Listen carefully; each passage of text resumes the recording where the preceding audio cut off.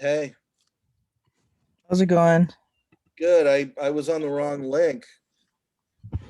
Hey, I'm sorry, y'all. I was on the 250 link and not the 300 link. So what we're I was with Rob and Vince, and we were like, I'm thinking, where the hell are the students? And Hi, everybody. hey. So was Krista on with you guys? I did text her and she was wondering the same thing, so I think she should be on. Okay. So there she is. Hi, Krista. I was on the wrong link. I'm sorry about that.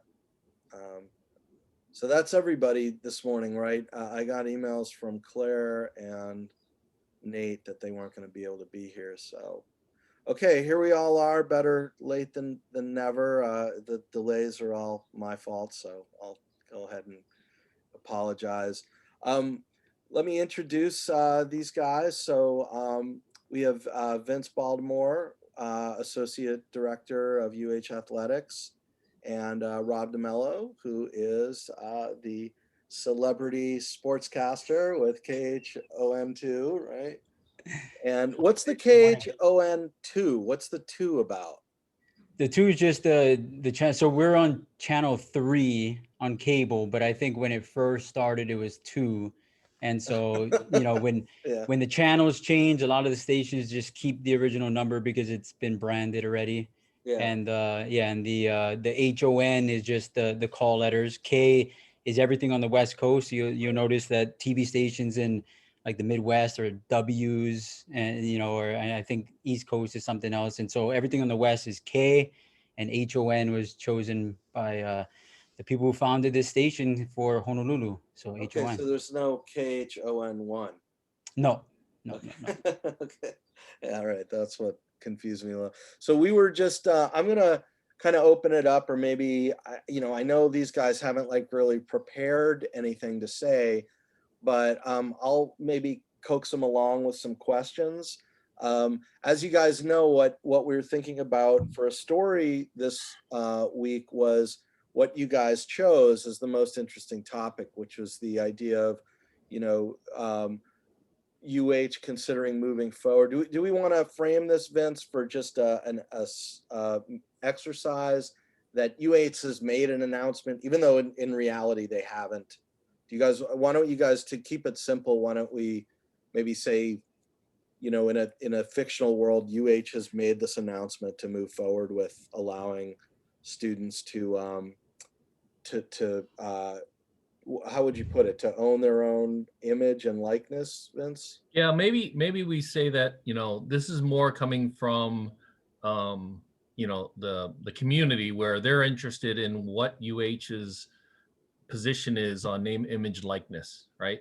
So instead of us, because we don't have a statement, a position, but this might be more that from the research of the community and the journalists out there, they want to know what UH's position is on it.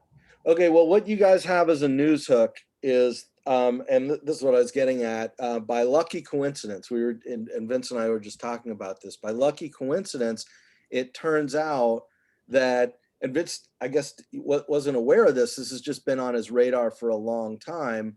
By lucky coincidence, it actually hit the Supreme Court last week. And so they already went through. I think they're now moving on. I mean, they haven't rendered a decision yet, but I think the proceedings have already finished. And so I sent you guys a link to both the New York Times story about it. You can find, an Associated Press story and other coverage. And I also sent you guys that link to this podcast I listen to, which is usually never talks about sports. But because this was in the news a week ago or so, they spent about 10 minutes talking about the issue from kind of a commentary, kind of what I think, and Rob will share this with us, but kind of a commentary and opinion perspective, right? Which is, I think, also what you do, right, Rob, is you do commentary. So so we want to get into that, but I thought since we have a little bit of time, I thought that we would start by letting these guys talk generally. So, we can trade off, but I guess I was going to ask Vince to just talk about the relationship between UH athletics and the media, and from his perspective, how he looks at that, what the advantages and also what maybe the concerns are about students covering students or whatever.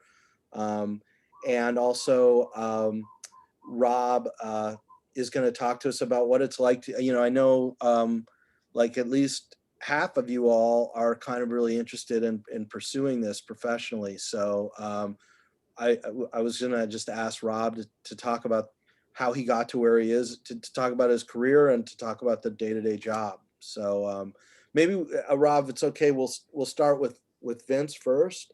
Mhm. And Vince, you want to just tell, just simply, how do you look at student media? Where do you see Okay. opportunities or concerns? Great. Well, first off, hi everybody. Nice to see you. Very impressive group of our future journalists and media out there. I think that for answering the question, intercollegiate athletics, we first look at it as it's a it's a it's a bridge to the community, right? We look at it as a part of the university, and one of its major areas is to really bridge the community and the university. And we do that with local media, national media. Rob is one of the best in the business, and we're really lucky that we work with him on, I don't know, a daily basis. Um, with the student side, we are always available if it's KTUH or Kaleo. I think it's more from the university side of what they want to cover, because we'll always be available if it's interviews and those types of things. But at the end of the day, it's all about just really showcasing our university through athletics, showcasing the successes of the student athletes, and the programs. The big thing is, the better athletics is, the better the university looks, and the better the university looks, the better visibility is across the country, right? So, we're a major, that's a major focus for us, showcasing all the good things that our university does. So does that kind of help with a starting point, and then we can go Yeah, from there? aren't there, aren't there millions of dollars tied up in this? Isn't that the case with every university pretty much? And it's a huge part of the whole fiscal perspective of every university, right? The sports program, there's a lot of money going out to keep it going, to build things like football stadiums, and then there's a lot of money coming in. And you guys, there are a couple things going on with that right now. One is that Hawaii always has unique challenges with it, right? And another is, now on top of that, we have all the complications of COVID. And so there's a lot there that's, I think, often timely, and certainly of ongoing importance, and that any student interested in covering sports, or any professional like Rob covering sports in Hawaii, is going to be following very closely, Vince. But I'm wondering what you think it's important, maybe in terms of both the money and COVID, for students to be thinking about right now, for stories and for the media to be looking at. Yeah, I'd say that athletics it's about storytelling, right? And there are various levels of storytelling. You can talk about the game that happened last night between teams. You can talk about, what's happening with coaches. You can talk about facilities. So there are so many layers from an athletics perspective. Again, Rob does an amazing job for that. And part of it, for media, it's a dance, right? Athletics and media, it's a interesting dance where if you're together and you understand what's going on, then it's a good dance, right? Sometimes you get media that's more, it's more, not negative, but it's more, let's just showcase the not popular side of it, right? So I do think that for us, we have a simple job, right? We've got to graduate student athletes. We've got to win on the field. We've got to really connect with the community, and we got to do it, that supports the university. What the media latch onto, I mean, that's kind of the barometer for what the community feels, right? If you guys are really interested in name, image, likeness, that's gonna force us in administration to really address the issues, right? If all of a sudden you guys are, and you guys, I mean media, right? And Rob, I'm not trying to just pigeonhole everybody, but if you're curious about a coach's contract, then that rises to the interest of, that's what the community wants, that's what you guys are interested in, and that's what we have to kind of respond to. So we're um, we're a service industry, right? We serve, athletics serves the student athletes, we serve the university, and we serve our community. So that's, some days are good days, some days we're getting arrows shot at us from all different sides, and that's what we sign up for. Okay, thanks. So I want to, Rob, I want to introduce you to Erin, who's the one who requested. I hope I'm not, putting you on the spot, Erin, but she is the one who wrote to me and said, "Hey, I'm, because I had said to them, what kind of guests do you guys want to have, and what kind of beats are you particularly interested in?"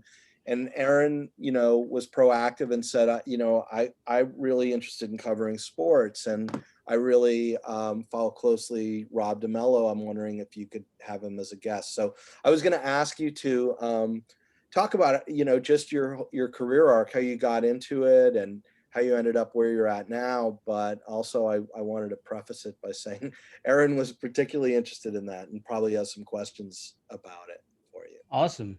Yeah, I'm glad to hear that. And especially when there's people that are in Hawaii that want to continue in this profession, that makes me super excited. But my way of getting here, it's crazy, and it's not common.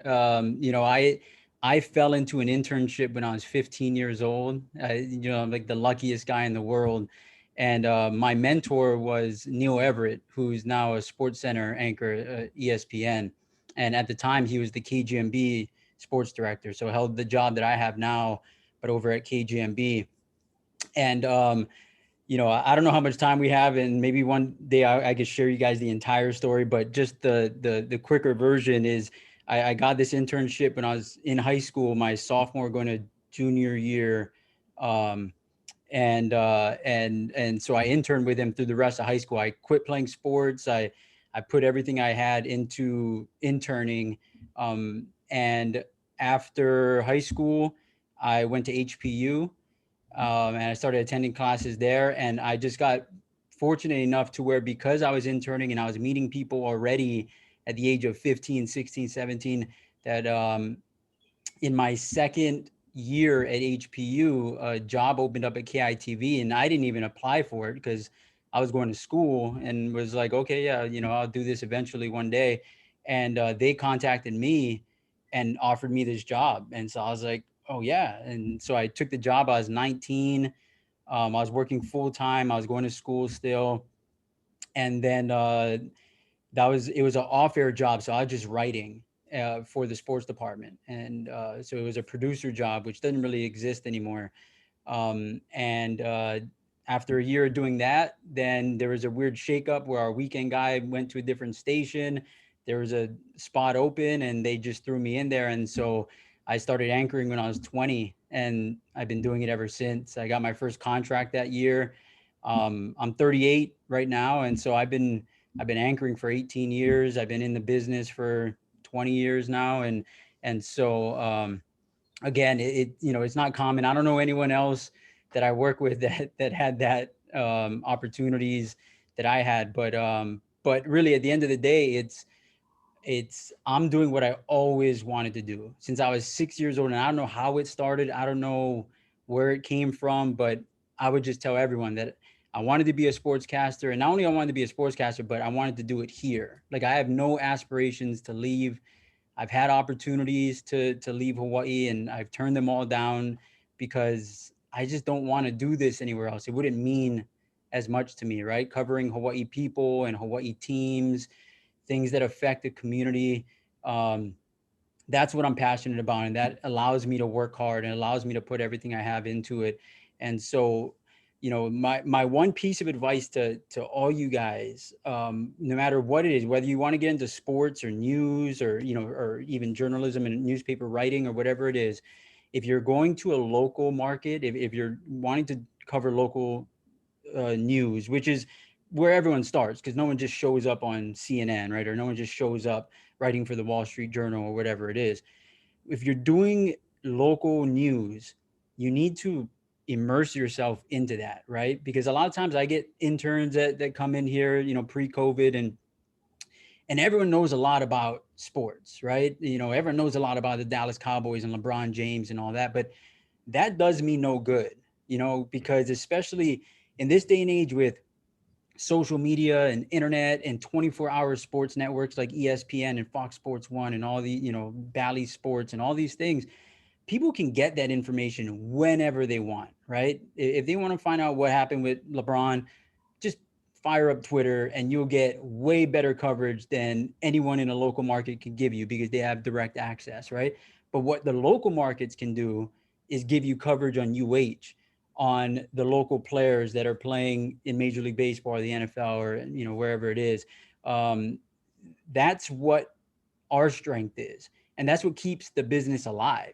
Because if local markets are just covering national news and regurgitating things that you're getting from these different feeds, then eventually the local market is just going to die because then you're not offering anyone anything, right? And so if you are going after a job in a local market, make sure that, even if you have to go away, right? Like if you have to go to Sioux Falls, South Dakota to get your first job or whatever, make sure you know a lot about that place. And that's what you want to present, is that, you are there to cover the community. And so that's always really important to me to share to the next generation of the people who are doing this job, is that you need to almost eliminate everything else. Like think of all that other stuff that you enjoy covering or, or following as a hobby, and put all your energy into making sure that you know more about the place that you're covering stuff, that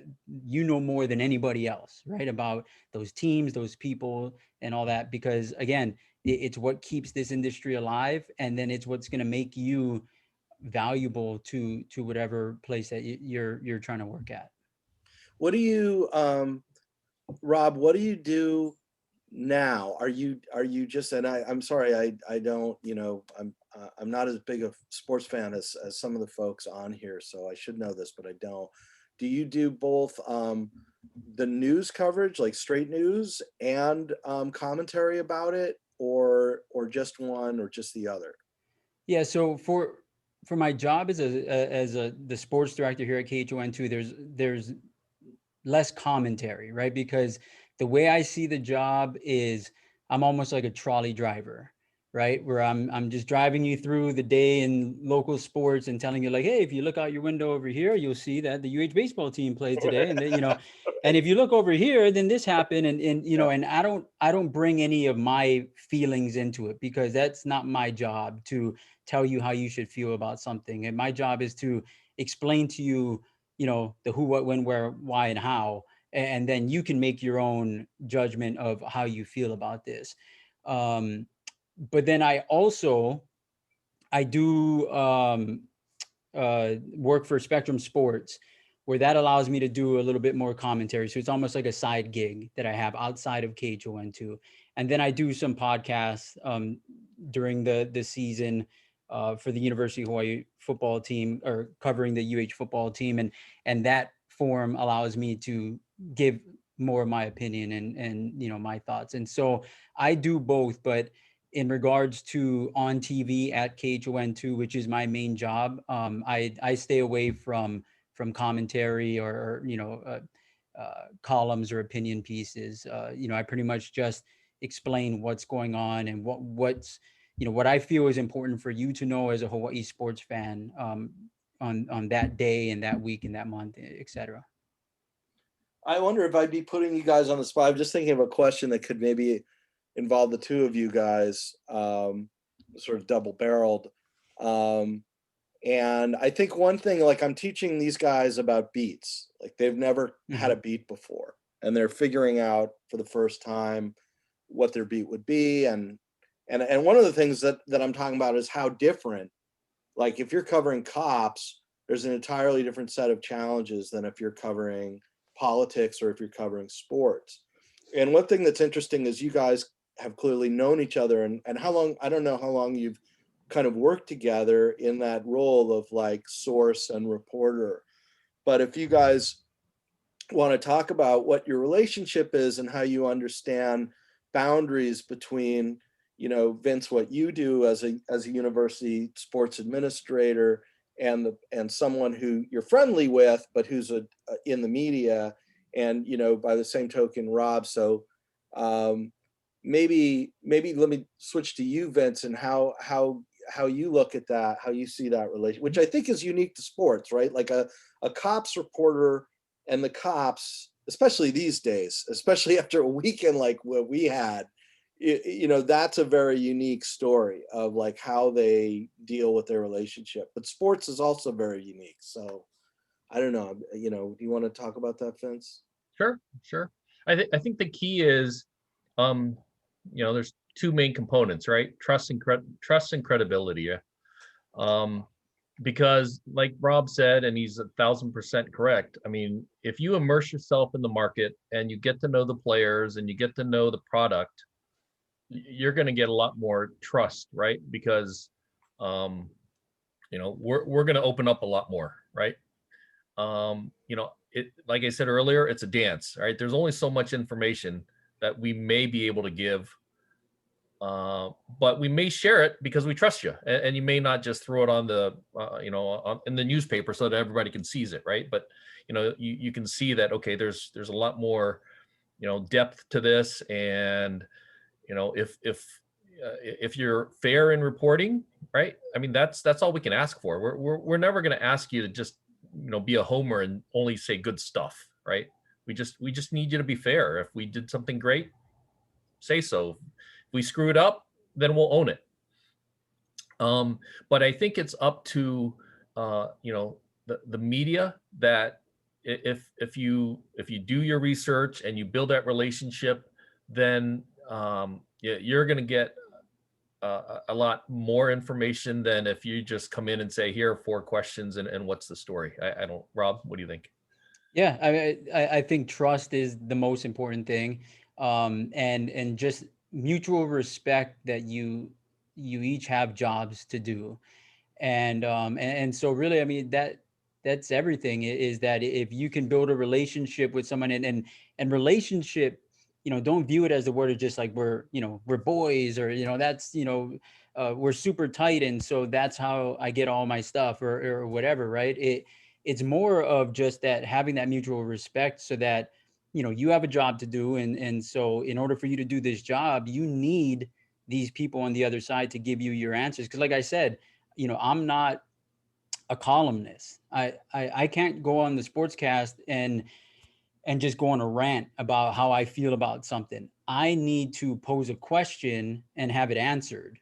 And that's how I do my job. And so I think just as long as you make it clear that, hey, I'm not here to bury you. I'm not here to, to always just be looking for the bad news. But I'm just here to tell the story of Hawaii sports. And some days that might be bad, some days that might be good, but no matter what side it is, every time I talk to you, it's going to be the same, where I'm just asking you questions so that the public can be informed on what's going on, good or bad.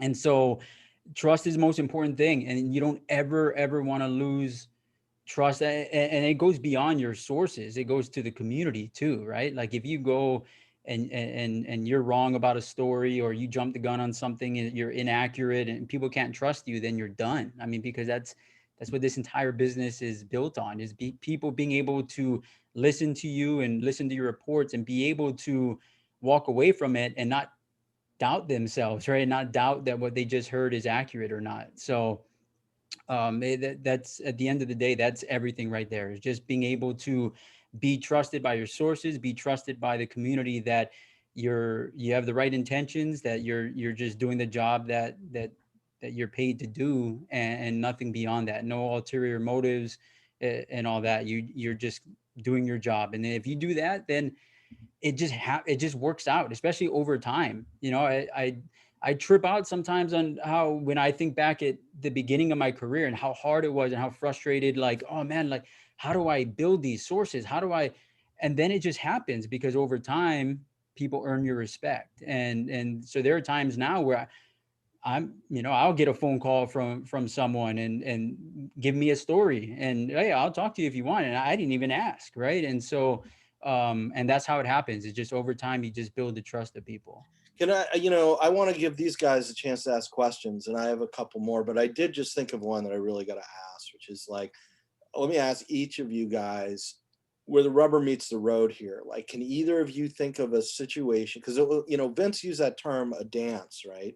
Where, imagine right now you guys being a cops reporter, either locally or nationally. We just had a weekend where, the Chauvin trial is going on, nationally, right? You just had another fatal shooting of a cop in the same county in that town. You had another incident in where was it? In the Midwest somewhere, in Wisconsin, with the lieutenant who was, had this horrible altercation with the cops that's like now all over the television. Then locally, you had the police chief resign, right, in the HPD. And I mean, I was going to eat at the Kahala Resort, or I did, Sunday night. And this was like less than 24 hours after. It was like a Hotel Rwanda situation where someone was firing through their door.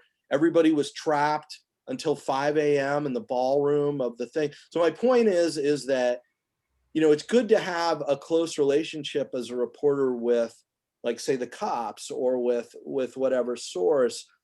But then there are going to be times when the stuff you're reporting is extremely critical, or it's not pleasant for the sources to have to deal with it. And it's your job to, to pursue the story regardless of whether the news is positive or negative. So, and I know there have been situations like that both of you guys have been through.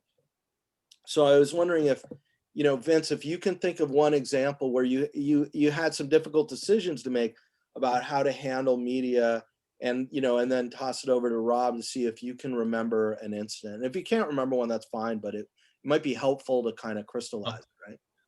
I mean, I'd say, without going too deep, I'll tell you, I have, we know all the secrets, right? All the scandalous stuff that's been happening in athletics. I've been here since about 2003. I was gone for about 4 or 5 years. So, I've been here through, the Sugar Bowl stuff and coaches scandals, or whatever you name it.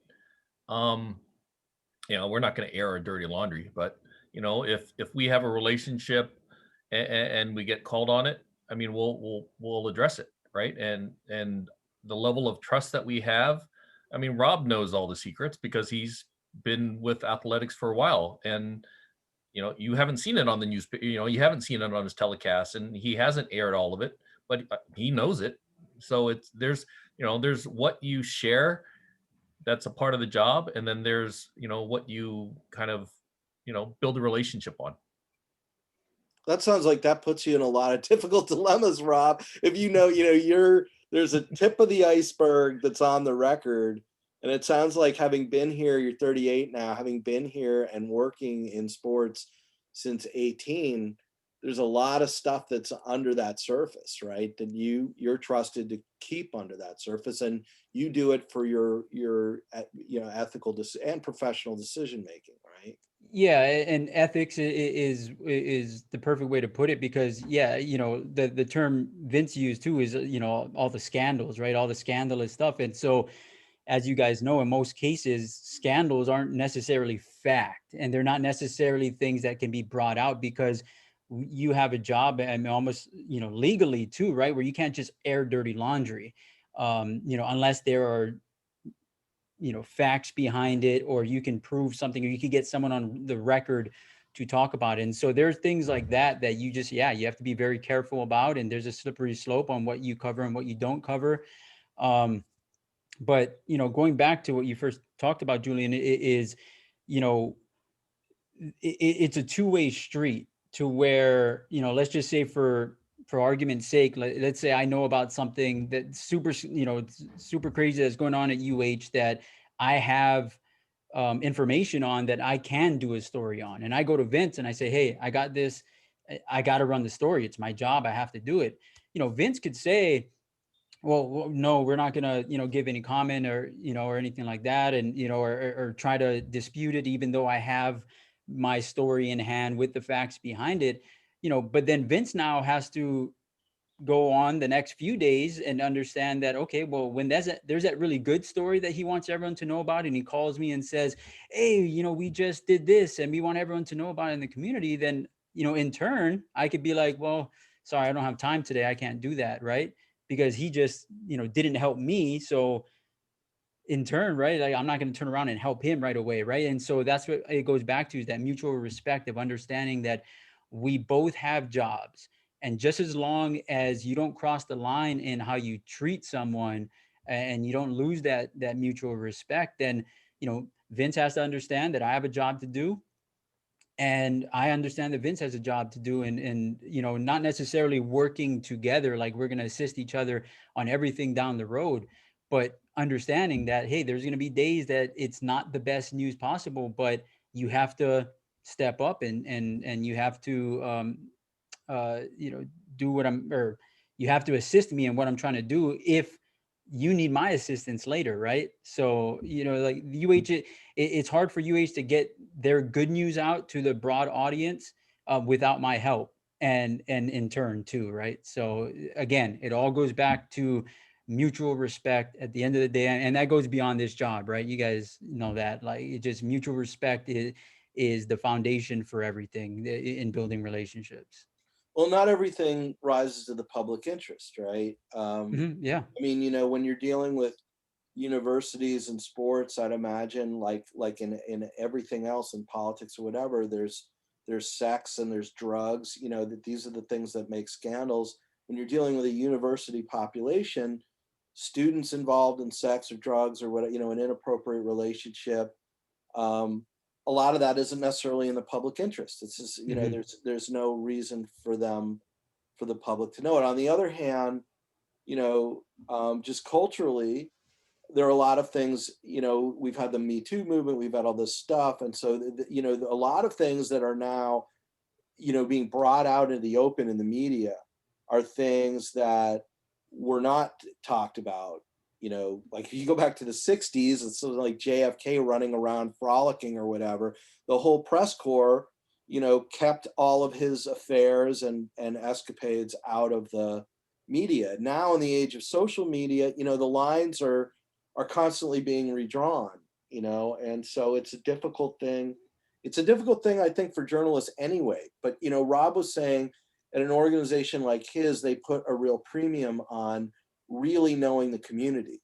The flip side of that is that if you're that deeply rooted in the community, um, you know, somebody who is outside the community coming in might have a lot less misgivings about blowing something open that would wreck a lot of relationships or scramble a lot of things. And so these are, you know, these are just complicated realities, I think is what we're all talking about here, of the complicated, messy reality of actually doing news, as opposed to, in theory, you know, oh, everything is reported without fear and favor. When you actually work a beat, you have relationships with these people, but that doesn't free you from the obligation that if you know of something really bad that's going on that's in the public interest to know, even if you have these relationships or have this whole place of your own in the community, it's still your kind of duty as a reporter, right, to bring it out, even if it's gonna hurt people that you have worked with every day for years, or it might even damage your relationship with the athletic department at the school. I mean, like, have you ever, you must have faced that, Rob, at certain points, right? Has that ever been really difficult at times? Kind of think of it. Yeah, no, of course it's difficult, and and when working a beat, and so I think the best way to describe what I do is that everything is my beat, right? And so whether it's the University of Hawaii or the other small colleges, HPU, UH Chaminade, and then one of the bigger things is following the Hawaii born and raised athletes that go elsewhere, and so whether that's Max Holloway and Marcus Mariota and Tua Tagovailoa and, people like that, they all become my beat, really. And so, yeah, like you're gonna come across these situations where you have to cover something that doesn't make them happy, and then you have to feel the ramifications of that. And like I said, if just as long as you're open and you have that mutual respect, and you present that to them, then it passes over time, because they understand that, okay, he has a job to do. And but I think it's when you're trying to swindle people, and you're trying to trick people into moving yourself along in your career because you want that big story, that's when it blows up in your face. And you guys all know we live on an island, right? It's a small place. I mean, for as big as it is, it's small, because you piss one guy off, and then that guy is cousins with that guy, and then married to that person. You know what I mean? And so you can never get yourself out of that, because and so if you just, for lack of a better term, like, you just live right, you just live the right way, you control what you can control, and that's how you treat people, and that's how you affect the relationship, then that's all you can do. Because if someone gets mad at you and they don't ever want to talk to you again, like, there's nothing you can do about it. But then if you did something that caused it, then that's something you got to live with. And I guarantee you that it's going to continue to come up over and over and over again, because, like I said, it's a small island that we live on. I think that explains why, my students are always scratching their heads about, why can't I get a single person to call me back? Like, why is it, this is like the Aloha state. And yet none of these people, when I identify myself as a reporter, none of them return my call. Like, they all have such a hard time getting started at first. And I think maybe you just nailed it, because we, as much as many communities are insular, we actually live on an island in the middle of the Pacific. And so over time, that's going to affect the level of openness, right? About, and the kind of relationships with the media.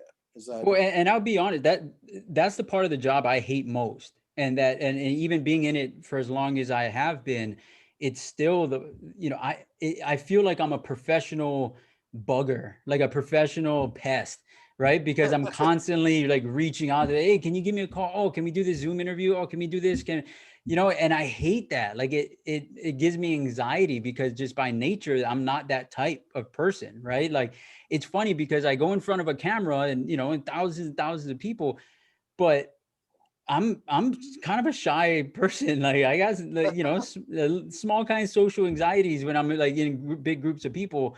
But it's, it's a camera. And so I don't ever think about how many people are watching, or how many people are going to see this, because all I'm doing is looking at this machine and it's this empty studio.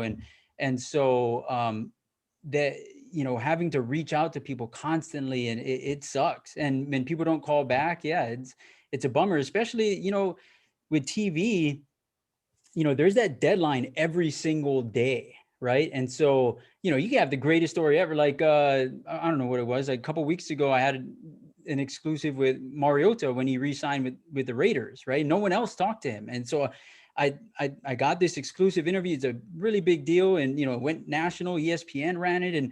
But then the next morning I wake up and it's a blank slate again, right? I got 4 minutes to fill and I have nothing. And so when people don't call you back, it's stressful, because, It gets to 2 o'clock and 3 o'clock. I'll tell you a quick story. Aran Ganat, the UH men's basketball coach, right?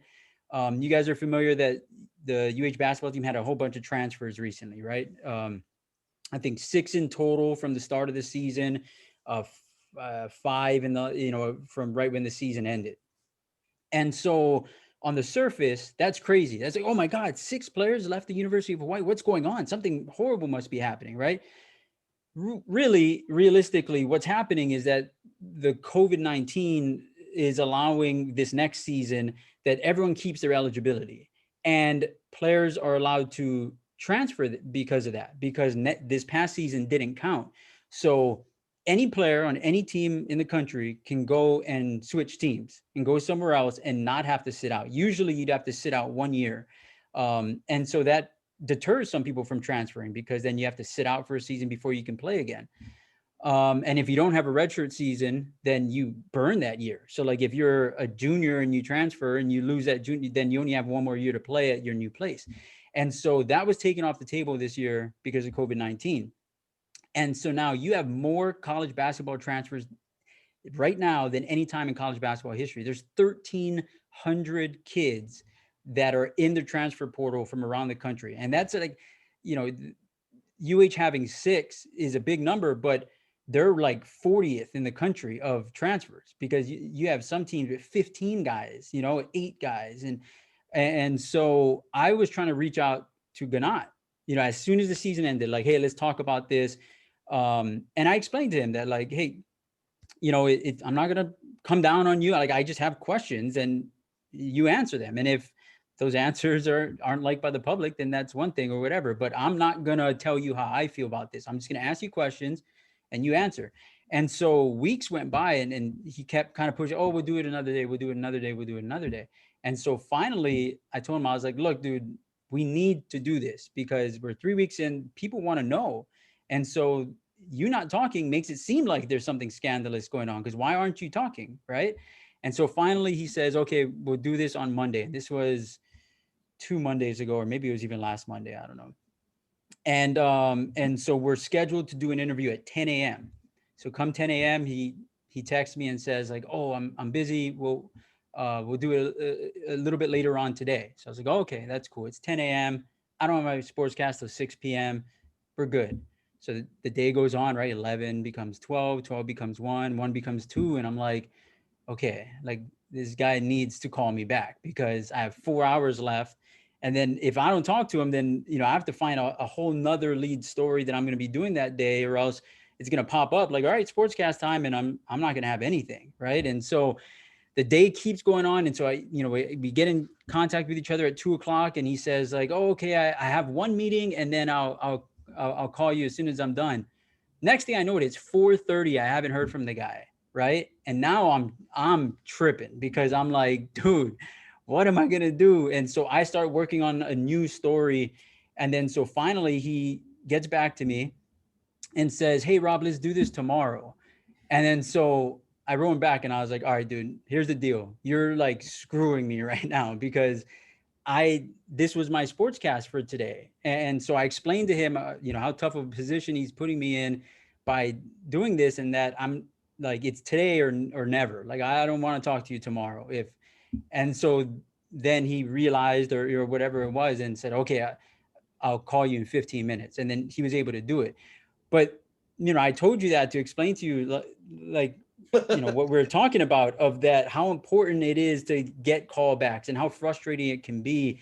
And you're kind of reliant on other people, right? You can come up with the greatest story idea ever, but unless you get that second part of it, of being able to tell that story through the people that this story involves, then you're stuck, right? And so it's something that never goes away. Like we talk about, I've been doing this for a super long time and I still go through it every day. And it's super anxiety filled, but it comes with the job. And that's something you kind of have to train yourself to be able to roll with the punches, right? And I'm confident that, like, hey, if Ganat never got back to me, I would have been able to turn a new story, because really every day I have plan B, C, and D, right?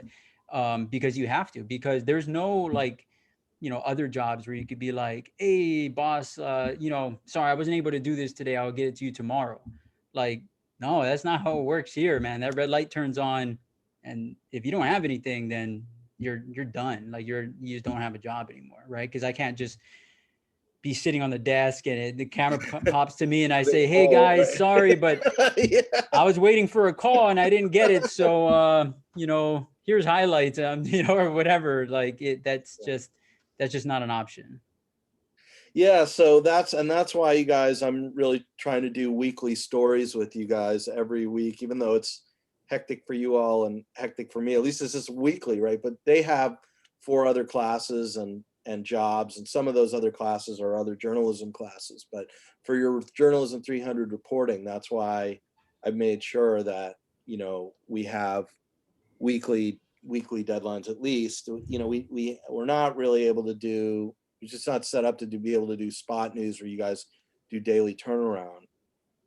But this at least is moving you in the right direction for that. But anyway, this has been great to talk generally, but maybe let me quickly give them an opportunity to ask you broad questions, and then because they just haven't had a chance yet, and then we'll jump into the story itself, right? So do any of you guys have any broader questions about their careers or that type of thing? I guess I had one for Rob. So you mentioned how like you're very immersed in like the community, being a local reporter, and that's something that I really admire about your work. So I was wondering like how you do it, whether it's like through social media, because I know you're really active there, or is it just like word of mouth and being like going to these events? I guess. Thank you for that, by the way. I think it's the best way to explain it is that, and I just had this conversation with someone that works at another TV station, and that one thing before I answer your question, sorry, is that we also like the movie Anchorman, right? And like there's like the big rivalries and all that, and really that's person to person, and it doesn't have to be like that. And so in someone that loves the job as much as I do and the community as much as I do, like I try to help the people at the other stations as much as I can, the younger reporters that come in, and give them advice. I'm not calling them and telling them stories, right? But there are ways that you can help people. And so I was just talking to one of the new reporters at one of the other TV stations, and he asked, how do you do it? Like, how are you always up on it? Like, how do you always know what's happening? And so I told him, I was like, preparation is everything. Is that I never go to bed the next day without having my entire sportscast planned out for the next day, at least. And if it's not, written out, it's at least thought of or thought about, right? That I know that, okay, if no breaking news happens and nothing that I don't expect happening, this is what I'm doing tomorrow. And you have it done every single day. And so it's always just staying in front of it. And so whether that's being active on social media and following the accounts and the people that you're covering, it's knowing schedules of, okay, who plays when and where and what time. It's knowing schedules in regards to big events that are coming up, and whether it's the NFL draft, right? And so the NFL draft coming up, the first thing I do is, okay, who from Hawaii has an opportunity to be drafted this season, whether they're from the University of Hawaii or they're a Hawaii high school graduate that went away. And that all goes back to preparation, right? I have a master list every year that takes me hours and hours to do before the college football season starts. And I go to the rosters of every single college football team in America, and I look at their hometowns, and I look at their high schools, and I see, okay, this guy's from Hawaii, this guy's from Hawaii, and I make these lists. And so it helps me throughout the year to be able to stay up to what's going on with them. And then it helps me after the season's over to where, okay, NFL draft's coming up. Who are the seniors? Okay, who's realistically someone that's being looked at? And so again, so then it's all preparation, right? And so at the end of the day, I think for me, it's, I'm married, I have 3 kids, and I have my job. And for as crazy as this sounds, that's my life right there, right? Like, you just got to eliminate other stuff. If it means that much to you, you think about like like an NBA basketball player, right? An NBA basketball player, when they're working, when they're training to become better at their craft, what do? They practice basketball, right? So you got to think of it the same way of what you guys are trying to accomplish in journalism or in broadcasting, is that a basketball player wouldn't go to the gym and practice his home run swing, right? A basketball player wouldn't go to the gym and play football for 4 hours in order to become better at basketball. So I view that the same way, to where like I talked about, I guarantee you guys know more about national sports than I do, just because I don't pay attention to it as much. I don't have time for it. I'm everything in my life that has to do with sports is following Hawaii sports. It's, knowing the players and knowing the schedules and knowing all that. And then when I'm not doing that, then I'm being a dad, and everything else is just put on the side. And so, to answer your question, that's how you do it. It is just, you prepare, you be a step ahead by just understanding what's happening in Hawaii sports and making sure that nothing is happening, nothing that is scheduled, nothing that, isn't breaking news or pops up is happening without you at least having an idea that it's happening, and at least having your eye on it in some way or another. And so just all of the above: social media, web pages, reading the newspaper, watching other TV stations, whatever it is, and just immersing yourself in it. Yeah, I mean, it's like, what he's saying is like, when you're on a beat, you're like, it's like your PhD. Like you got to know, the alpha to omega of everything about that beat. That's the point of a beat. That's the whole idea. And anyway, we better get onto this story. So Vince, do you want to maybe warm us up here by just giving us, you had suggested I think maybe one way to look at this is like that the Supreme Court will be rendering a decision about it, right?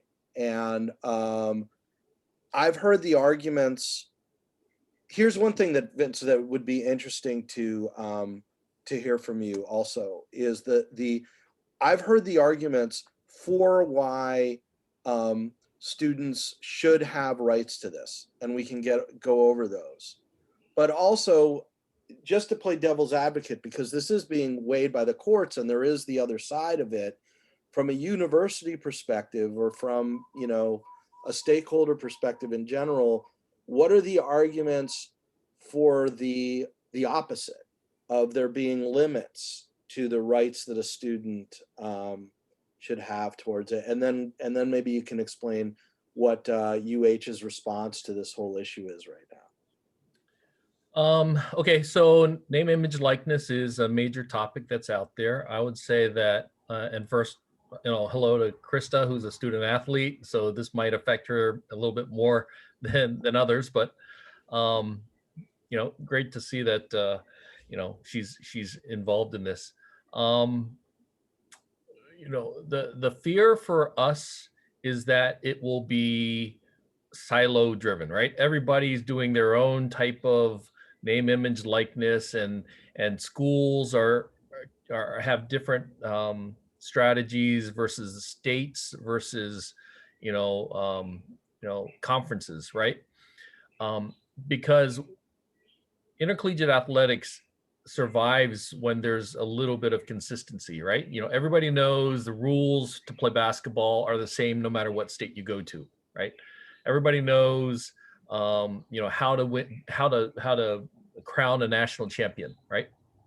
For name, image, likeness, because it's right now being pushed at the individual level and it's moving up to the Supreme Court, we're all hopeful that there'll be a national position, right? And once there's a national position, then the states, right? Every state will have hopefully its own position, which will help the University of Hawaii determine how we're going to handle this. The counter argument to name, image, likeness is, what the standard's been, right? The student athletes are students. They're getting an education. They're getting some scholarships in some case. They're getting benefits in terms of competing, and they're getting, if it's uniforms and food and travel, and so they're getting something already that compensates them for being a student athlete, right? So that's the counter argument. And the fact that it's amateur sports, right? It's versus professional sports. So not to say that, I'm not going to give my personal opinion, but that's kind of the counter argument versus the opposing side, which is everybody should make a nickel off of their name, image, likeness, right? So that's the world we're in. And I think, that's what we're waiting for from, other entities to kind of determine what the landscape's going to look like. And then we're going to adjust. So does that open it up now to? Yeah. Question? And I could now proceed, you guys, and I haven't done my homework as much as I should have on this, frankly, but I could probably get through this interview pretty well by bouncing questions off of the two of them and get a good story out of it. But I'm not the student here. Like so why don't you, I don't know how well you prepared. I tried to get you guys to prepare, but I'm going to let you guys take over from now and consider both of them sources. And Rob, can you kind of play like wear your Spectrum hat or whatever and be the commentator, opinionator about Can do. this? But you Yeah. guys Nice, have to take Rob. advantage of that with the questions you ask. Get him to offer opinions here, and Vince can handle both university perspective and also the facts. Well, both. Yeah, I'll make sure that I kind of give you the what the university response would be, but then I can kind of give you, the backstory, right, as well, so that you kind of understand.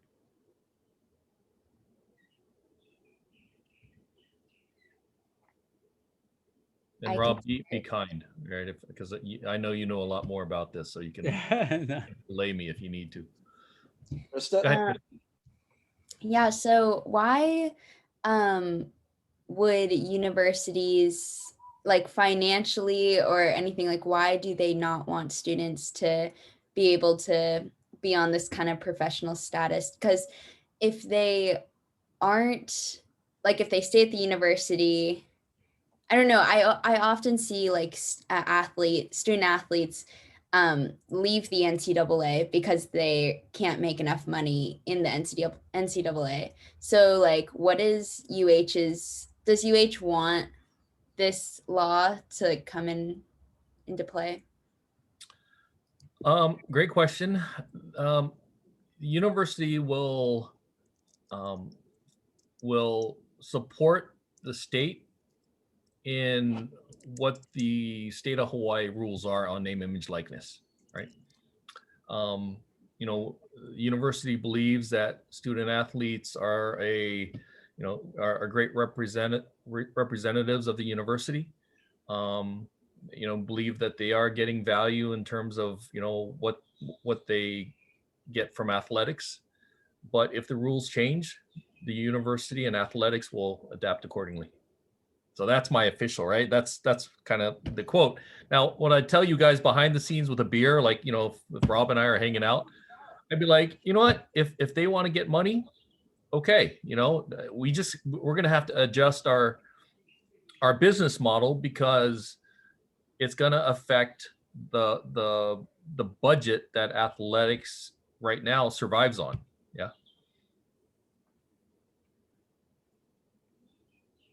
I'm looking at the New York Times story about this right now, but keep going, you guys.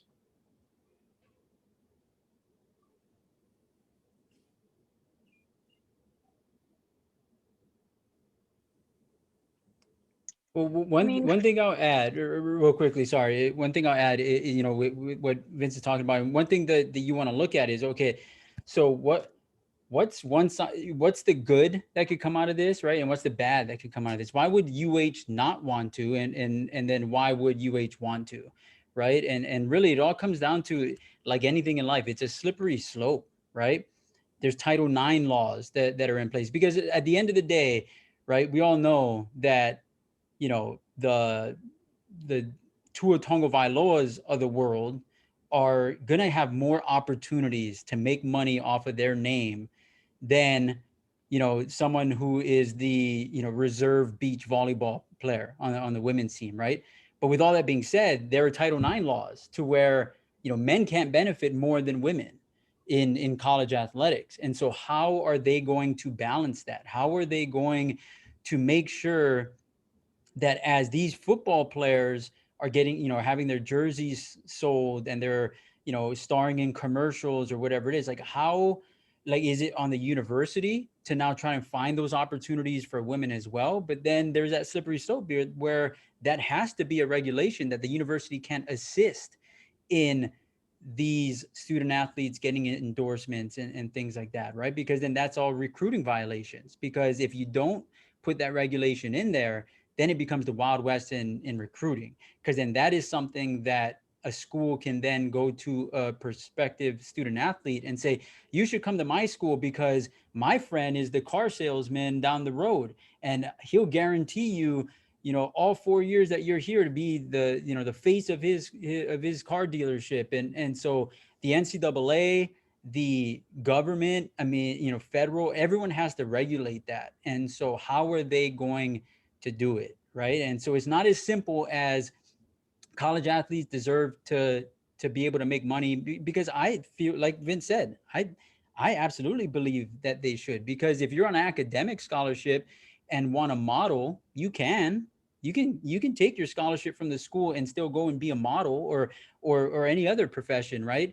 But so why can't you do that in athletics? Just as long as you're not getting paid to play the game that you're getting your scholarship under. But regulations, how are you going to do this to where it doesn't just become this big chaotic thing where millions and millions of dollars are going to all these players and there's no regulation on what's the limit or how are you going to stop this, or how are you going to stop it from becoming a recruiting pitch? Because really at the end of the day, the University of Hawaii will be one of the biggest beneficiaries, I think, in this happening, because it's an island, because it's the only Division I program in the state, right? If you go to San Francisco, University of San Francisco, good luck trying to get endorsement deals when you have the Golden State Warriors and Oakland Athletics in town, right? You go to There's no pro. There's nothing.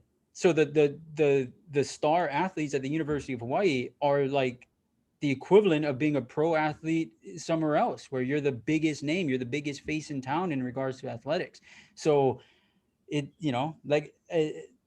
from my standpoint, UH would, just as long as the regulations can be ironed out, UH is like, yes, bring it on. Let's make this happen, because I truly believe that UH benefits more than anybody in the country when it comes to this, because it's the only D1 program in the country that only has one team representing its entire state. So did you guys just hear a quote? I think I did, but also I think I heard stuff that, they're learning inverted pyramid, Rob. So I think you guys heard stuff right there that Rob spelled out for you about upper paragraphs. And the other thing I'd point out is that, and I think it'd be interesting to now turn this around and get Vince to respond. Rob is explaining, I'm looking at the New York Times story while he's talking.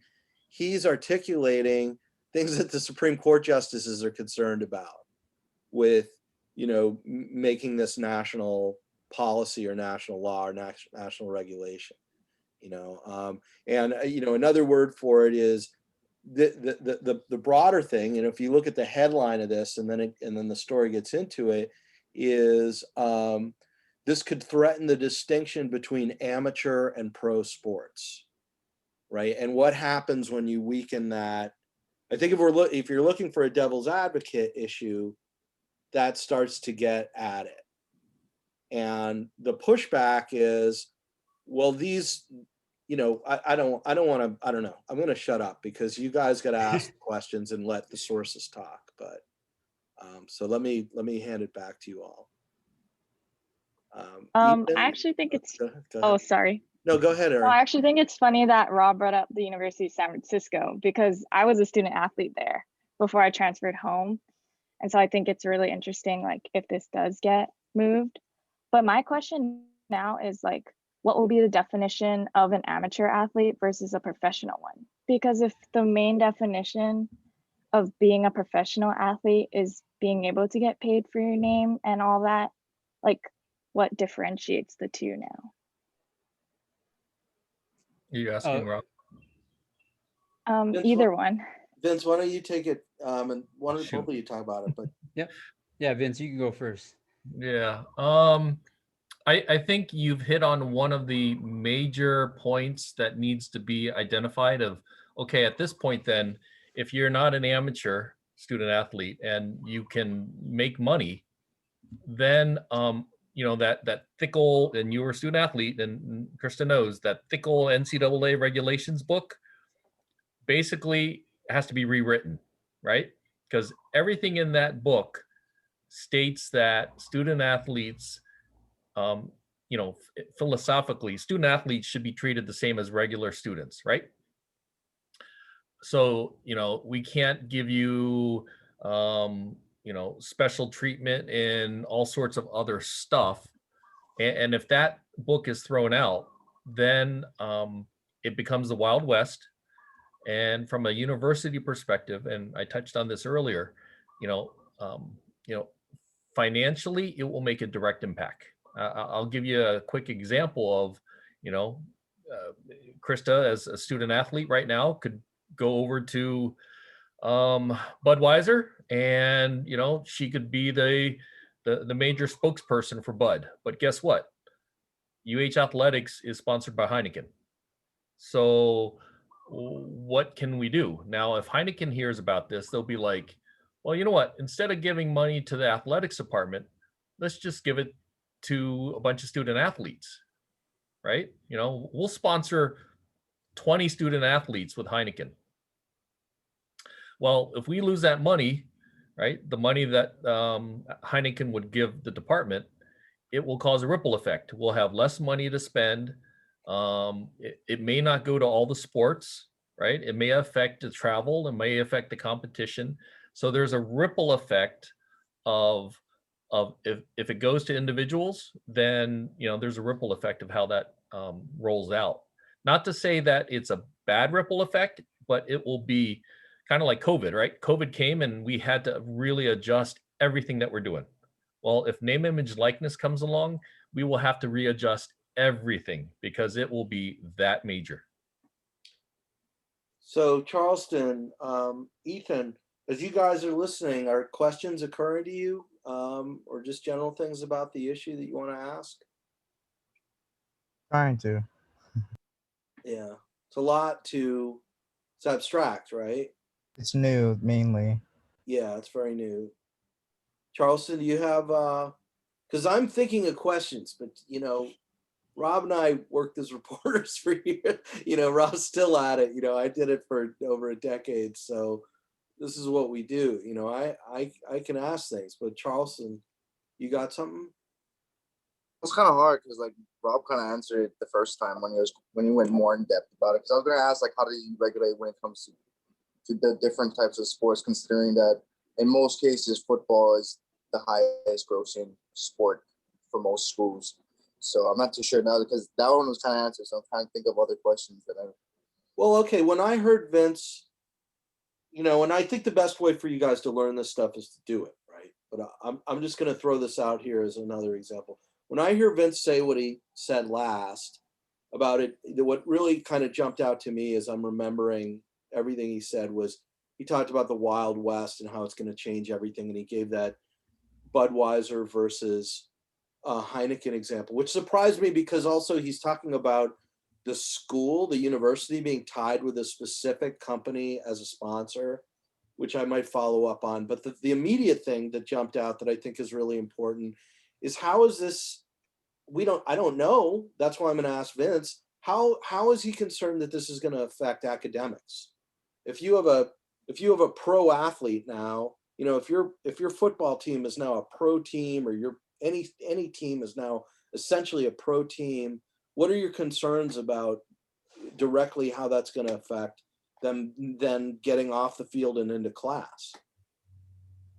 Well, I think that, you know, having name, image, likeness will create an extra layer of, you you know, diversion or whatever it is for the student athlete, right? Because, you know, they're gonna have multiple things on their plate: academic, competition, and then making money, right? You know, revenue, having a job, and doing so. You know, the student athletes already have a full plate, and you know, I think that's, you know, everybody knows that.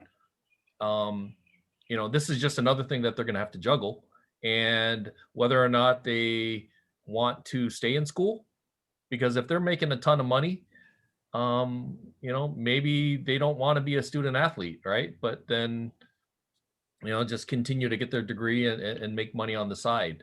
You know, there are lots of considerations there.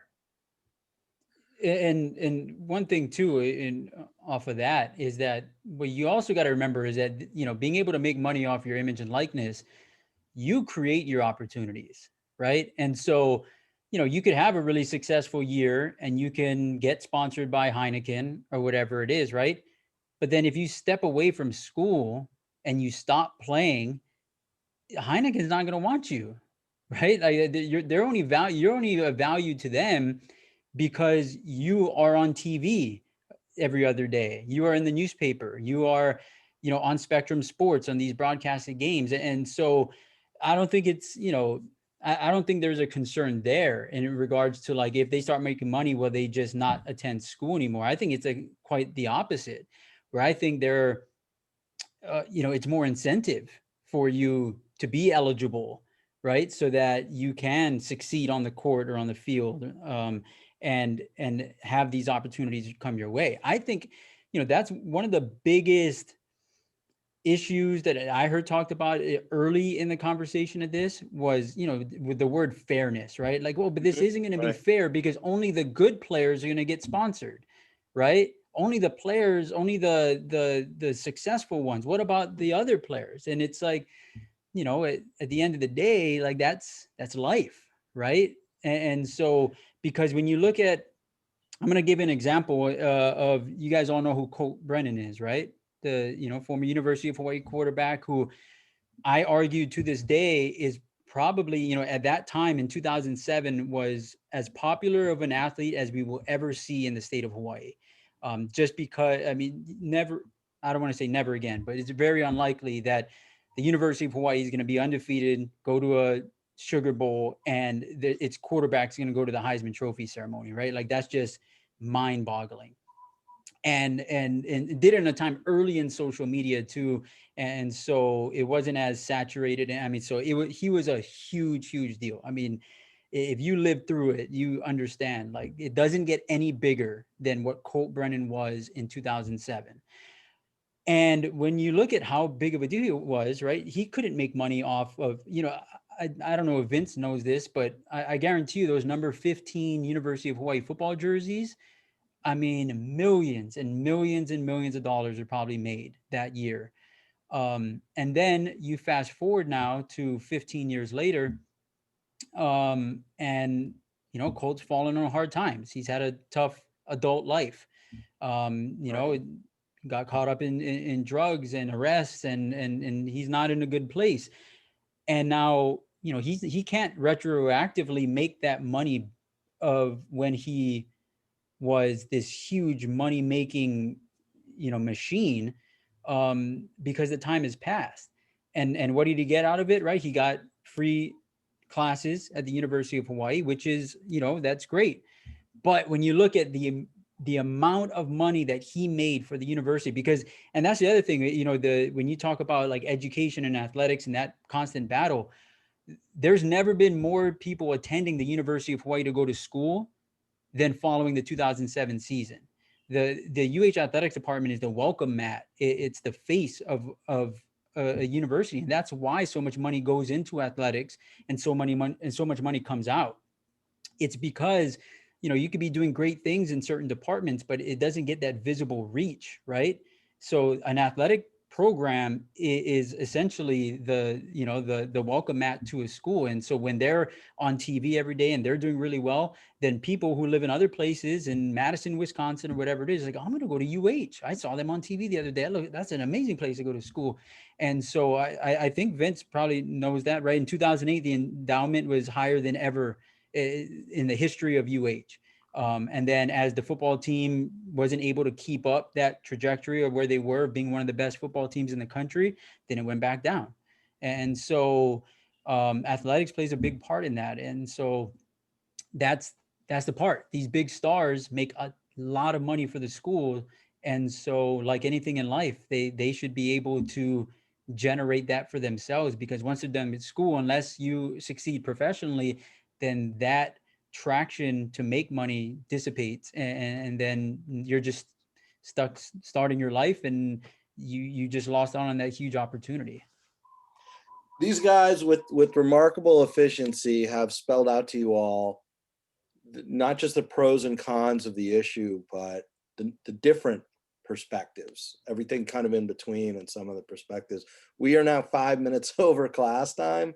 So in some ways with this issue, I feel like we're just getting going. So I don't want to cut it off in case you guys are just beginning to come up with some good questions. I don't know about these guys and how, you know, I did say it would go till 11:45 and we're past that now.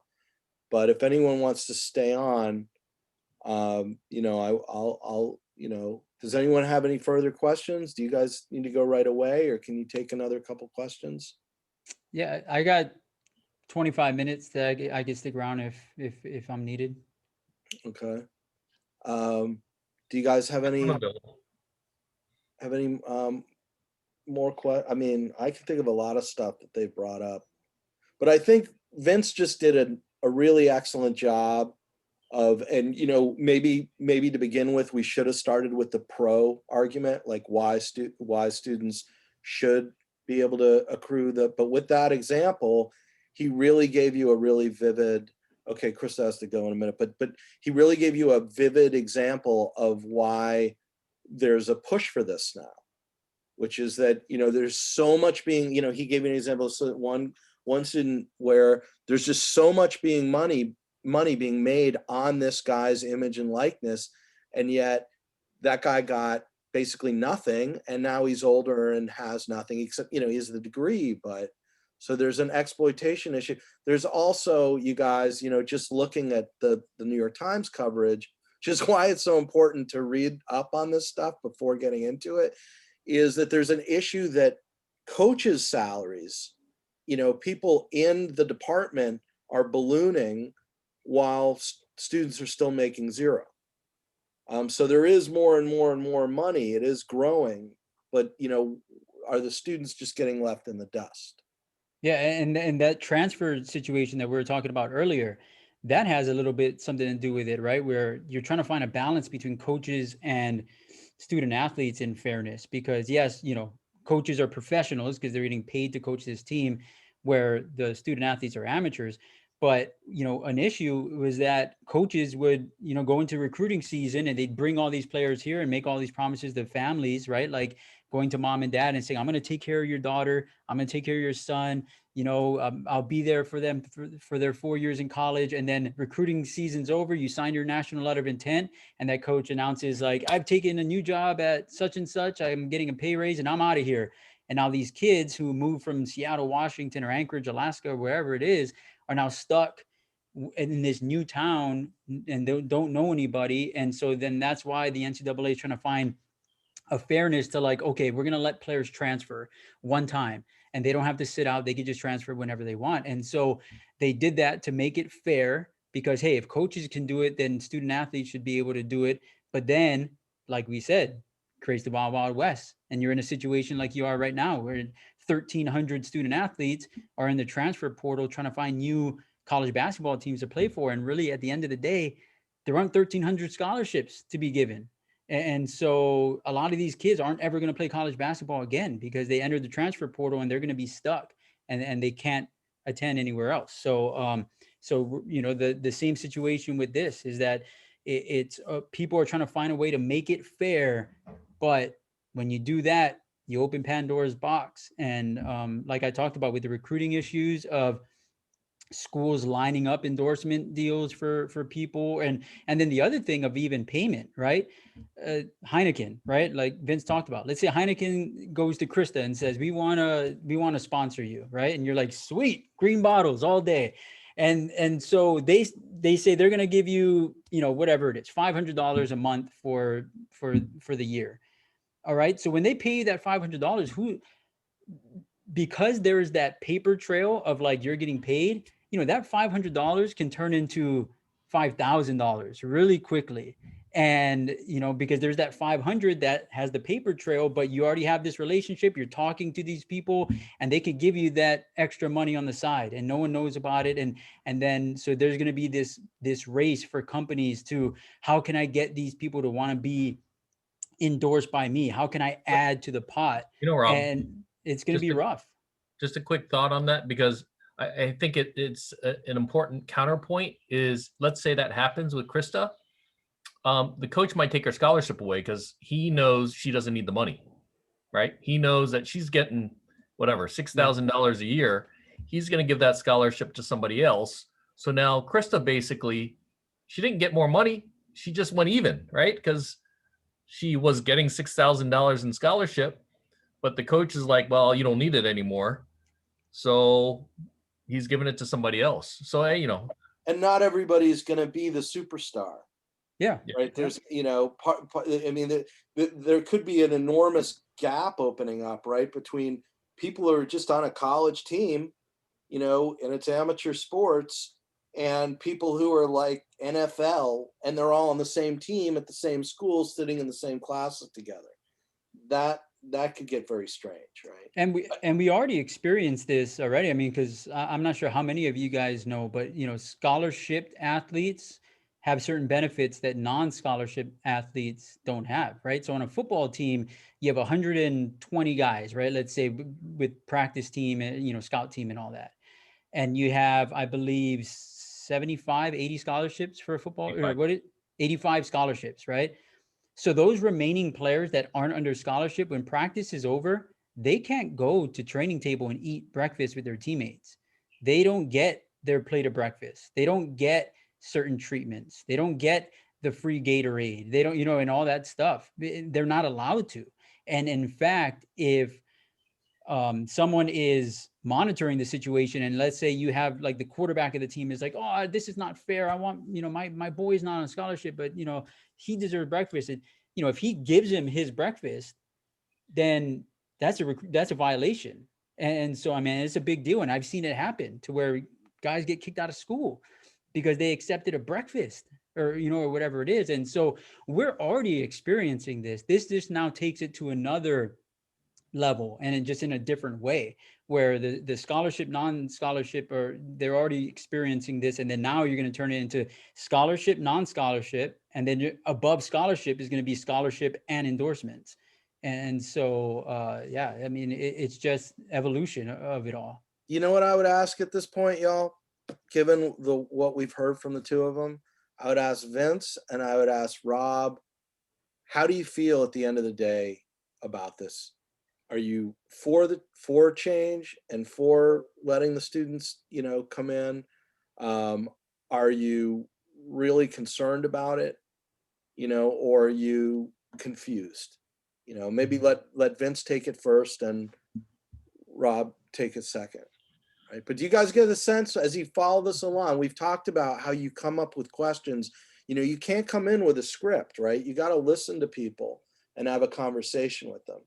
And I would not have thought of that question necessarily at before this interview or even at the beginning of the interview. But having now listened to them for 20 minutes, it's like I wouldn't be able to walk away without asking both of them that question, right? So Vince, what do you say? So my response would be, you know, intercollegiate athletics has changed over the years, right? I was a student athlete in the 80s. That's, you know, you guys weren't even born. And, you know, it's continued to change. So, you know, if this happens, collegiate athletics will adapt. I will say that my opinion of it is all dependent on the details. The devil's in the details, right? At the end of the day, you know, the concept, might happen, right? The 3-point line was introduced in basketball and it changed the game, right? And basketball has changed as a result of that. So I would tell you that the key to success is being flexible and to be able to react and adapt. And that's what we're going to try and do. And before I answer that, there's one thing I just want to hand off to you guys, even for asking questions, right? Never overlook like the obvious, right? Never just always keep in mind that there's really a simple formula to it all. Who, what, when, where, why, how. And so whenever you're listening to anyone talk, or you're interviewing someone, or let's say you're listening to a lecture, and then at the end there you're able to ask questions, just write those down, right?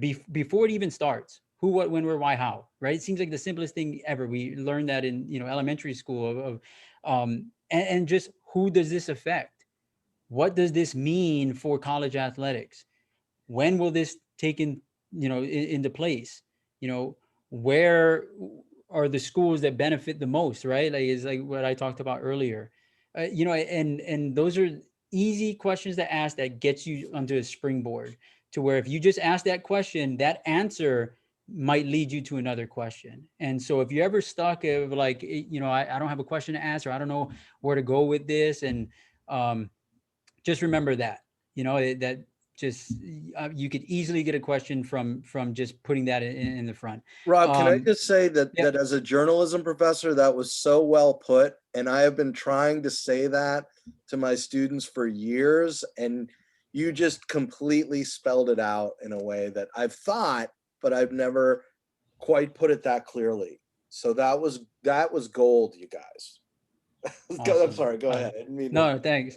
And so to answer the question of how I feel about this, I personally, I want to see it happen, because I've seen too many cases where, like we talked about, where there's real opportunities for people to have life-changing experiences and make, because you remember too, is that it's almost like a floodgate, right? Is that, if you do an endorsement deal now, right? So let's just say, Aaron, you're still playing sports, and you get offered an opportunity to endorse a restaurant or whatever it is. They want you to star in their commercial, all right? And you do that now, that just opens the opportunity. So when you're done playing, and let's say, you don't go professional, and, but you've already been in that role, and people see you in that role.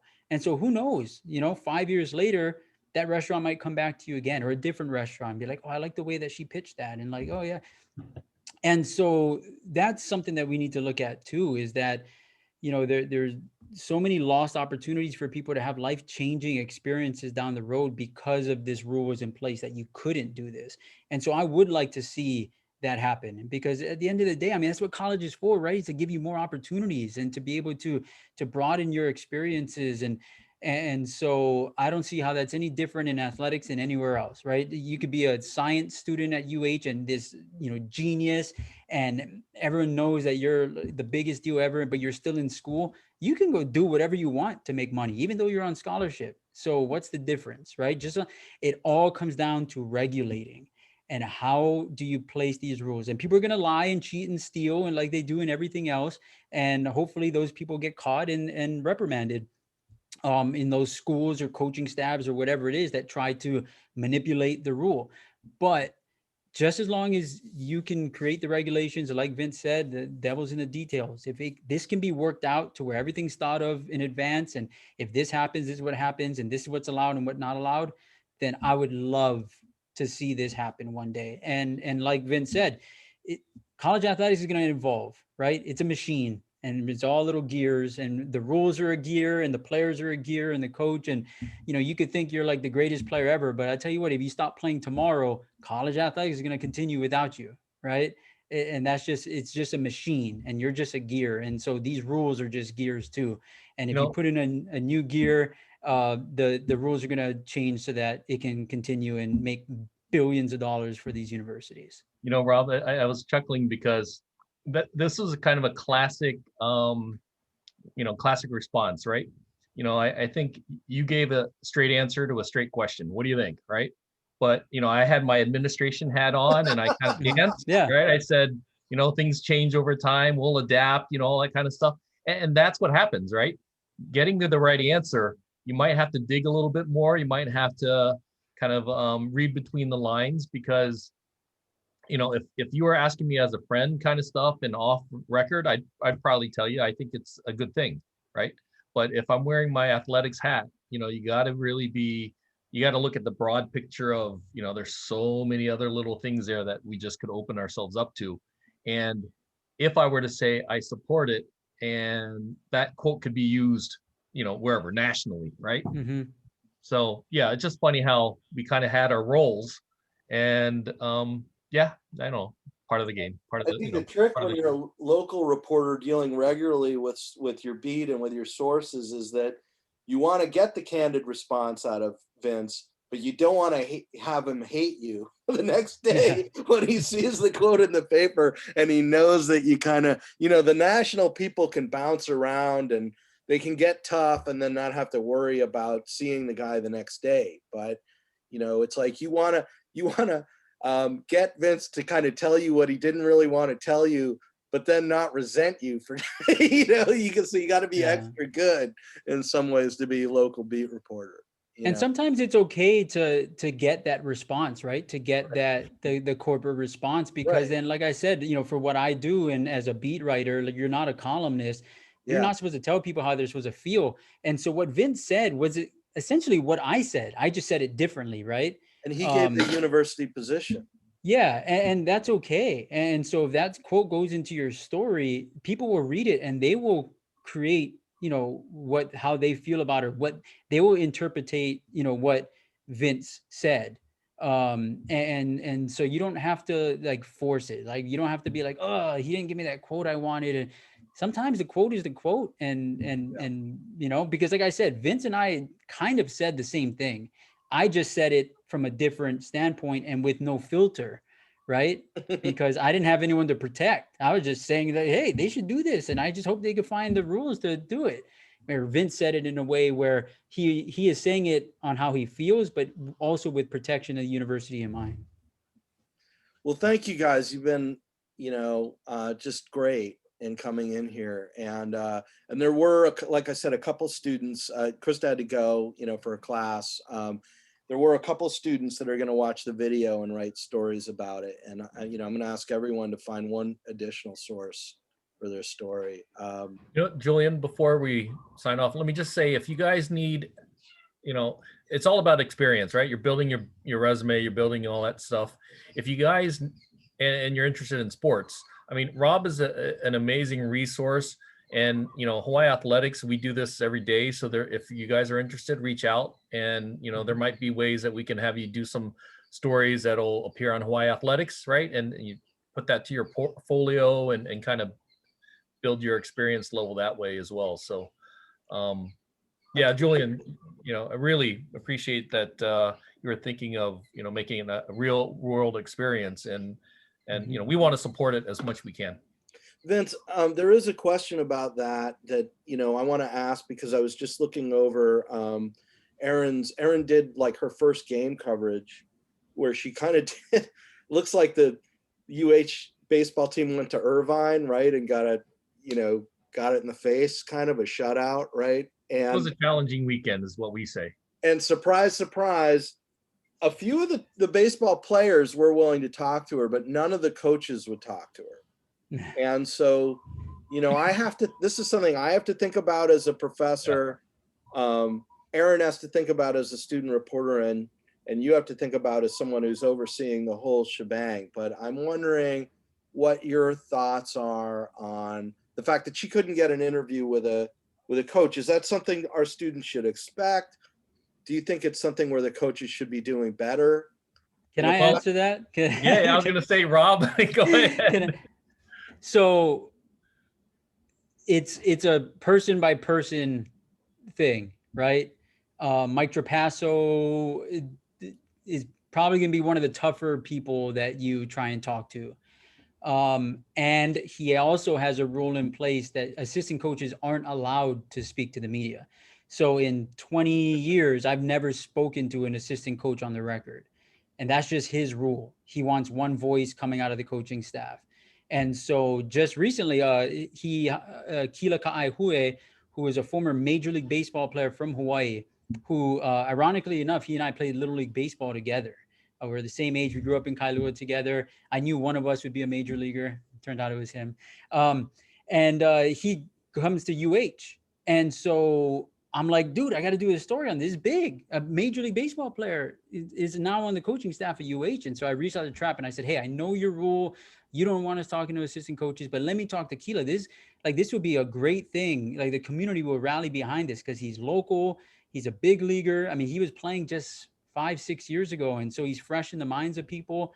And he said, no, absolutely not. You can't talk to him. You know my rule. And so it's, don't take it personally that they didn't want to talk. And, off the record between us, you'd rather talk to players anyway. So you're not missing much and not talking to Trapasso. Well, and I guess for this purpose, Aaron, if this is for a homework assignment, that's one thing, right? We could probably organize it where it's not going to be, leaked it's not going to be a major media piece, right? But if it is something that's going to be on, the school newspaper, or if it's something that's going to, be visible, then, and you want the coach, I think it goes back to what Rob said, right? It's kind of the network, right? You may not call him directly because he doesn't know who you are, but if Rob makes the call and says, hey, hey, Coach Trapp, just can we help her out, right? That might soften it up and allow it, or me even, right? The coach every now and then answers my phone call too. So, it's just how you go about it. Vince, it sounds like there's a little bit of the, for me to bring this up with you, there's a little bit of the administrator and professor thing. Like an administrator wouldn't feel comfortable getting on the phone with a professor and saying, you need to talk to the press or you can't talk to the press, right? Like these coaches, it's their shop, it's their teams, and they run the teams and their relationship with the media the way they want to do it. Is that the kind of the protocol here? Well, we have a media relations department that oversees all the programs. Rob works with Derek Inouchi, who's our guy. There is freedom, right? So the coaches will get phone calls directly and answer some questions, but the rule of thumb is, nobody's speaking for the department, right? That's the AD, David Matlin. We'll talk about departmental things, and head coaches can talk about, their program. But, if it starts to get into a kind of a controversial area, then it'll need to get kind of vetted from a departmental side, because, if you were to ask, let's take name, image, likeness, right? If you were to ask Coach Trapp, what's his opinion, he might have to be really careful how he answers that, because his opinion might be completely different than the department's opinion, right? So he might have to vet that up, and he might have to say, well, let's talk to Derek and make sure we have a university response. So, some freedom, flexibility, but we all try to operate, as one department as much as possible. Yeah, and then that's the kind of thing you guys have to be a little bit sensitive about and careful about. Again, when you're a beat person, as opposed to just like a traveler reporter who's coming in with one story and doesn't have to worry about the wreckage. It's like, I remember once, when I was covering cops, to get back to the cops thing, there had been a burglary of these beautiful wooden carousel horses. And the crime, there were different police jurisdictions involved. So I started calling the different jurisdictions and talking to a sheriff's department and a police department.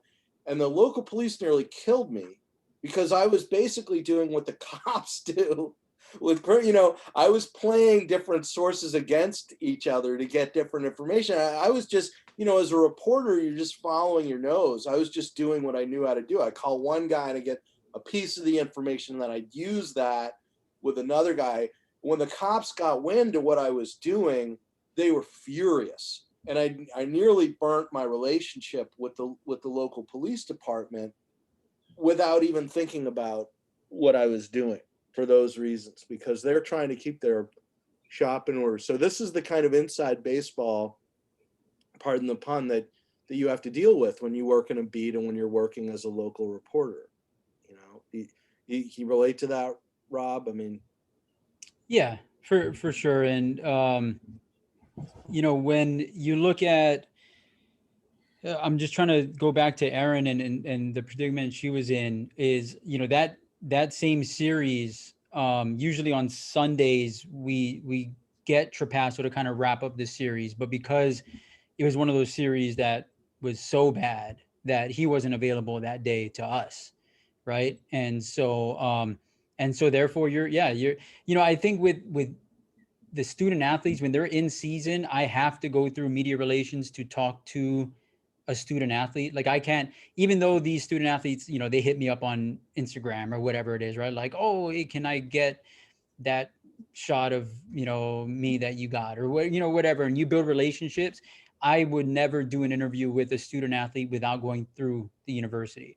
Now the coaches are different. I can, you know, reach out to them directly, but there are rules that you have to follow. And so like Julian, like you were talking about, right? Like you show up to that and covering it, and you don't know even some of the unwritten rules that are in it, right? And so I think it's just, yeah, it's just kind of being aware and just not making the same mistake twice or whatever it is. And but yeah, the in regards to Aaron's deal, like that's just what happens sometimes, you know, especially after a big loss, they don't want to talk, and then you're forced to just tell that story in a different way.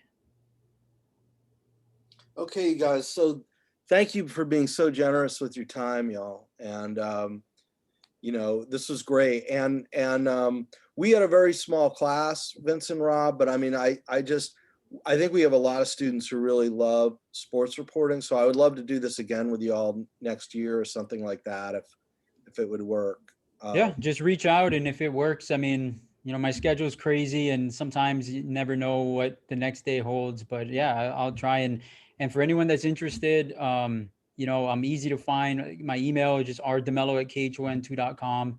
You know, I'm on Instagram and Twitter and all that. And so if there's ever anything I can do to help, please reach out. Don't feel like you're bugging me. Even if you reach out and I don't respond, it could be that there's a million emails that came in at the same time and I miss stuff sometimes. But like I said, I'm super passionate about this industry and about this job. And so hearing local people or people that are living here that want to do it, just like I love it. And so whatever I can do to help, you know, internships are harder to come by now because of COVID and people aren't allowed into the building and things like that. And maybe one day that would change. But if there's other ways that I can help, please let me know. Don't ever feel like, you know, you're bugging. And then the one last thing I want to leave you with is never feel like something's beneath you, especially at this time in your life as you're like growing and you're learning about the industry. And, you know, someone might give you a project and, you know, it could be for the student newspaper, it could be your professor. And you know, you feel like it's lame or like, oh, like, I don't want to do this. Like, I'm better than this. Like, I don't want to, you know, like nothing. Don't ever put anything beneath you, because everything that you do, it's a rep, right? And it's just like anything else. It's like the more you do something, the better you get at it. And who knows, you know, out of this weird project that you thought was going to be lame, you might learn something. And just like this little thing that's going to help you down the road in this really big project that you're working on, right? And so, even you know, creating things in your head, right? So Aaron, you want to be a sports reporter, you know, maybe sometimes at night just create something in your head, right? If you want to practice writing out stories, just jot down like this fictional thing that happened, right? Like baseball beat Long Beach State 7-5. This pitcher did this hitter did this. You know, you make something up that's interesting about the crowd or whatever it is, and you just put that on a piece of paper and then write a story about it. And you're getting these reps, right? And you didn't even have to cover a real event. And you know, as silly as that sounds, I used to do that. And I remember when I was like 18 years old, 19 years old, I would put on a video game like Madden, and you know how you can do like the the controllers both as the computer and a game just plays. And I Yeah. would let a game play and I would watch Cover. that game. And then I would write a story on that game, this made up game in video game land that, you know, that I just watched. And I would write a story about it just to like practice. And that's how you could get your voice and you could find your rhythm of how you write things and stuff. So again, that's one of those examples of nothing's beneath you, because that is, I mean, that is the lowest of the low, right? When you're creating these video games and writing stories about it. So just continue to get those reps out and just, yeah, just try to outwork everybody else. Yeah, I Right. mean, and it was Vince that said, you know, sports reporting is storytelling, and I think it is a fantastic. I mean, it's funny because, you know, I never covered. When I think of the sports coverage I did in my 10 years of coverage, I did a feature story that I think I'm going to share with you all about go-kart racing, about like teenagers and kids like in the South. And it was about the whole culture of it. But as part of the whole story, it was like a cover story for a magazine. I covered a race, you know, so I got into the blow by blow of like the thing. And then the other thing I did, which is bizarre, and I really want to find these stories, is we had a whole week of speedboat racing. I was down in the Florida Keys, and talk about a crazy sport and a dangerous sport.